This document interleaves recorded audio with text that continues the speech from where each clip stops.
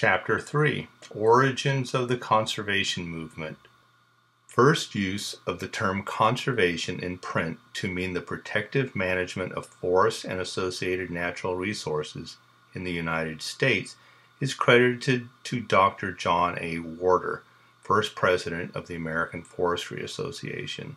A horticulturalist and fruit grower by avocation, Warder called an organizational meeting of the new American Forestry Association on September 10, 1875, while in Chicago to attend a meeting of the American Pomological Society.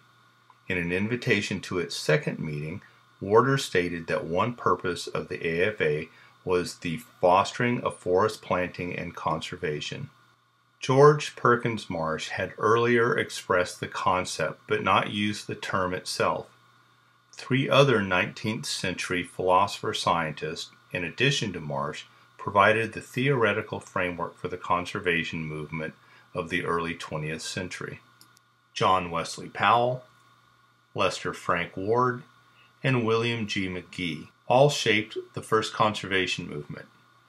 Their basic message was that a balance existed in nature that humans needed to respect in developing and managing natural resources. The applied key to early conservation theory was watershed management. Forested basins influenced water flow essential to irrigation, navigation, water power, and potable water. Forest reserves and reservoir construction were required to ensure proper management of watersheds for those four uses.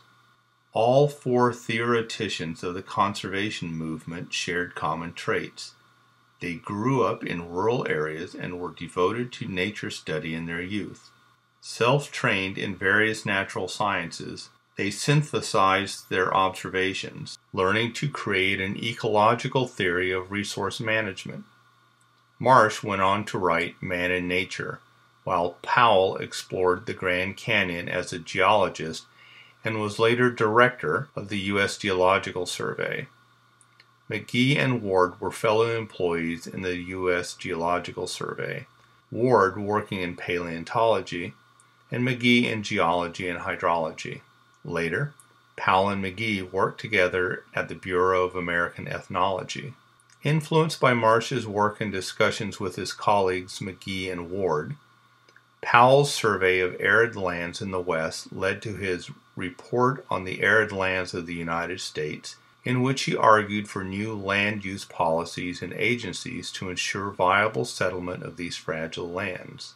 He resigned in 1894 when Congress restricted his proposed program for management of these lands. Yet his influence continued to shape policies such as the 1902 Reclamation Act. The message of Powell in his writings and the U.S. Geological Survey programs was that humans and nature were interdependent. To ensure the efficient and lasting uses of resources then called for cooperative planning on the part of the public and private sectors. The conservation movement was formally launched at the 1908 Governor's Conference on the Conservation of Natural Resources, which McGee helped Gifford Pinchot organize. Neither claimed original credit for the conservation concept, since the ideas of forestry, irrigation, and conservation spring from many sources, including John Muir of Sierra Club fame, Charles Sprague Sargent, the founder and editor of Garden and Forest magazine, and the author of Reports on the Forests of North America for the 10th Census, the Major National Survey of Forest Conditions, and George Bird Grinnell, editor of Forest and Stream magazine, and a quiet but effective influence on pioneer legislation affecting national parks, national forests, and wildlife. Advocacy of forest reserves on Grinnell's part stemmed from his interest in wildlife. He founded the Audubon Society of New York in 1886 and later was director of the subsequently created national chapter for 26 years.